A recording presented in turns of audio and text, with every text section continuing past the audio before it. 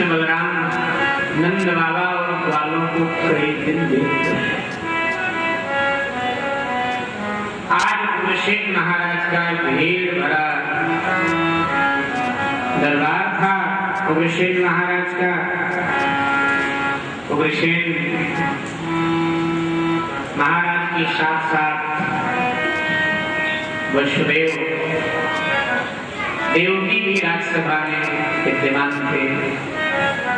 मंत्रिमंडल, गणमान्य नागरिक, साधु समाज, ब्राह्मण समाज सब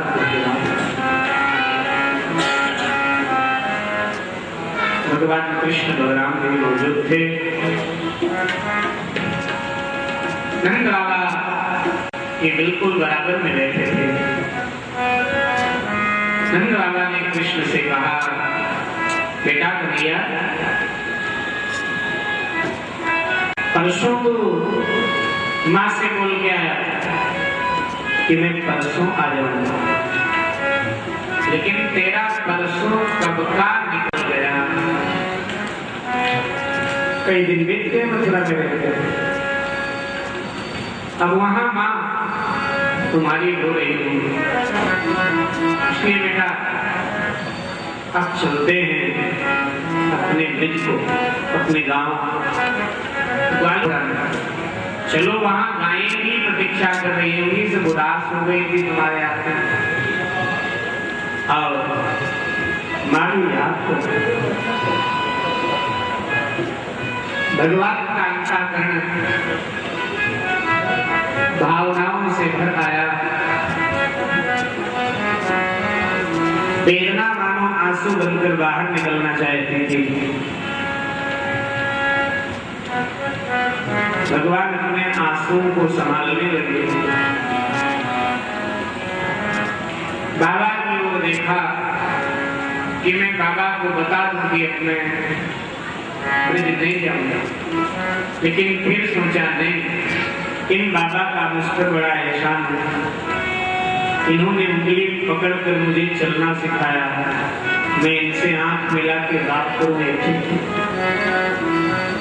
अगर मैं ये बात अपने मुख से कहूंगा बाबा बहुत दुखित हो जाए, इसलिए बाबा की ओर देखा, फिर सर नीचे करके प्रभु अब अपने आंसुओं को रोक रहे थे, लेकिन नहीं रोका। सिसकियां लेके रो पड़े। नंद बाबा को लगा कि शायद ये यशोदा की याद आ रही होगी। नंद बाबा ने कहा, तू बड़ा हो गया, फिर भी इतना मां से प्रेम है। मुझे पता है तुझे तेरे माँ की याद आ रही है। कोई नहीं, अभी चलेंगे और शाम तक पहुंच लेंगे। जब इस प्रकार से नंद बाबा ने कहा, उनके भोलेपन पर भगवान को और रोना। महाराज उठकर खड़े हुए और कहने लगे, नंदराय जी, एक बात मैं आपको बताना चाहूंगा, सुनकर आपको वेदना होगी, आपको पीड़ा होगी, लेकिन सत्य से मैं आपको अवगत कराना चाहूंगा। कहिए मित्र। वसुदेव जी ने कहा कि जैसे बलराम को मेरी पत्नी रोहिणी ने जन्म दिया है, मेरा बेटा है, आपने उसका पालन किया, ऐसे ही कृष्ण को भी मेरी पत्नी देवकी ने जन्म दिया है, आपने उसका पालन किया। ये कहना था कि नंद बाबा के आंखों के आगे अंधेरा छा गया। मानो कोई असुर स्वप्न बाबा देख रहे हैं।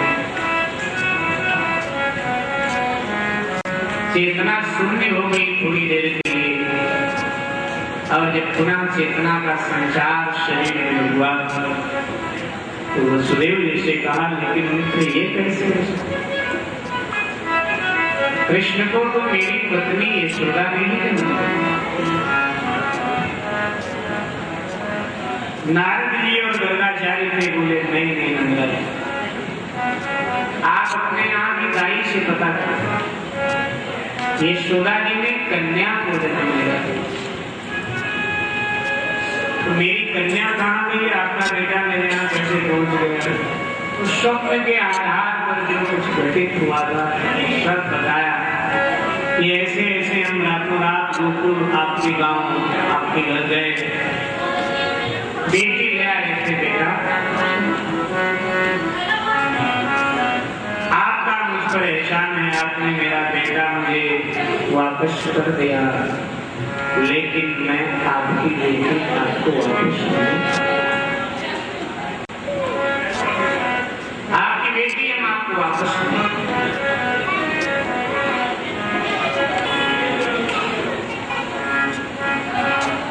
भगवान कृष्ण का हाथ पकड़ा हुआ था, क्या ये घटना तुझे पहले से पता कि तू मेरा बेटा, वसुदेव जी का बेटा? भगवान ने कहा बाबा ये पहले दो कि मैं बेटा बाबा, मुझसे जब भी कोई दुनिया में पूछेगा आपके पिता कौन है, तो मेरा जवाब यही होगा मेरे पिता नंद राय थे। आपकी माँ कौन है? मेरी माँ यशोदा। बाबा ब्रिज न जाने के पीछे कारण कुछ और है जो ये बता रहे हैं मुझे। क्या कारण है? बाबा हमने कंस को मारा और कंस का ससुर जो जरासंध है बहुत बलवान, मैं जहां कहूंगा वही वो मुझ पर आक्रमण करे। अगर मैं नंदगांव चलता गांव पर आक्रमण करे, गांव में कोई सुरक्षित दुर्ग नहीं है, हथियार नहीं, सेना नहीं, सारा गांव का गांव चौपट हो जाएगा, गरीब ग्वाले मारे जाएंगे। इसलिए मैं मथुरा में रुक रहा हूँ, ठहर रहा हूँ, क्योंकि मथुरा में सुरक्षित किला है, हथियार है, सेना है। जरासंध का दमन करके बाबा मैया की, गैयों की और आप सबकी सेवा।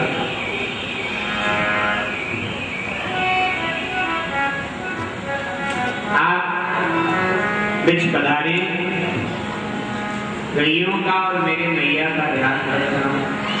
ये कहते कहते प्रभु रो पड़े, आंखों से आंसू धारा गोविंद के उग्रसेन और वसुदेव देवकी ने बहुत सारा भेंट उपहार नंदराय जी को दिया, लेकिन ये भेंट उपहार नंदराय जी को आज भार लगा, सब कुछ वहीं छोड़ कर नंद बाबा चलने लगे।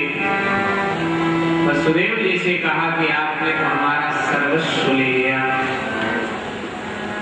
कृष्ण हमारा ही नहीं हमारे ब्रज का प्राण, इसके बिना सारा ब्रज निष्काम हो गया।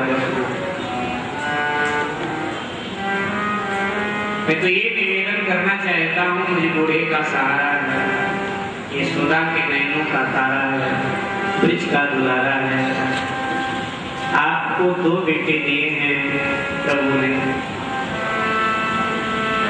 एक मुझे दे दो, कृष्ण मुझे दे दो, बलराम अपने पास दे। वसुदेव जी ने मना, बाबा उठे, महाराज उग्रसेन को प्रणाम किया और चल पड़े। अब मथुरा नहीं आना,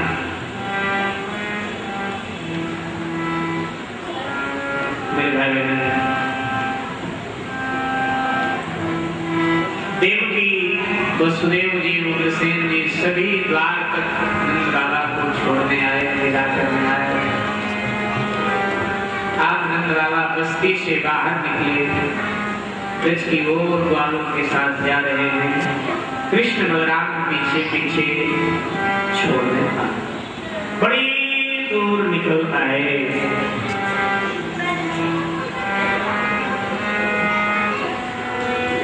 और तब नंद बाबा ने कहा कि बेटा महल से काफी दूर आ गए हो, अब वापस चलो। अब तुम्हारे ऊपर देश की जिम्मेदारी है, अपना ध्यान रखना, हमारी चिंता मत करना। हाँ, जब समय मिले तो फिर एक बार फिर आना। जब इस प्रकार नंदराय जी बोलने लगे तो कृष्ण बलराम की हिलकियां बंध गईं। दोनों भाई रोने लगे कि बाबा को अब भी अगर चिंता है होती है तो अपने प्रेमी की, और प्रेमी को अगर चिंता होती है तो अपने प्रेमी की। अपनी है वहां तो स्वार्थ है, वो प्रेम नहीं, उसे प्रेम कहा ही नहीं जा सकता है। उस आज स्वार्थ को हम लोग प्रेम कहते हैं। स्वार्थ प्रेम भागवत से सीखेगा, प्रेम कहते किसने। और अब कृष्ण बलराम अपने बाबा का चरण वंदन करने के लिए झुके। कृष्ण बलराम ने अपना माथा नंद बाबा के चरणों में रख दिया।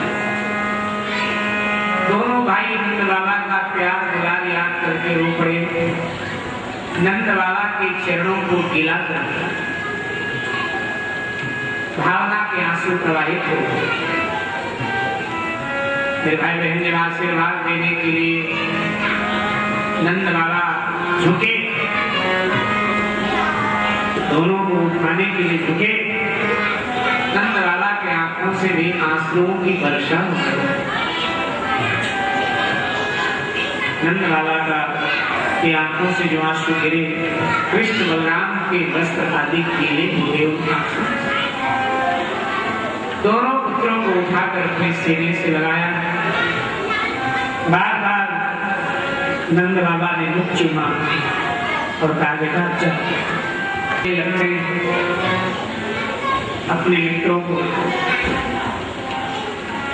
ग्वाली रो रहे हैं, गोपाल रो रहे हैं, नंद बाबा रो रहे हैं, बलराम रो रहे हैं। कैसा ये विछोड़न होता है। सुखदेव जी कहते हैं राजन मिलन के बाद में विछोड़न होता है। संसार का नहीं, मिलन के आनंद में अगर ठहाके लगाए हैं, मधुर मुस्कान होठों पर बिखेरा है, तो विछोड़न की याद में आंसू बहाने की भी तैयारी रखनी चाहिए। मिलके बिछुड़ जाने का नाम ही संसार। कृष्ण बलराम मथुरा के राजमहल की ओर मुड़ गए। नंद बाबा ग्वालों के साथ अपने गांव की ओर मुड़ मुड़ करके नंद बाबा और ग्वाले अपने कृष्ण बलराम को निहार चलते हैं। थोड़ा आगे फिर मुड़कर देखते हैं पीछे कृष्ण बलराम भी मुड़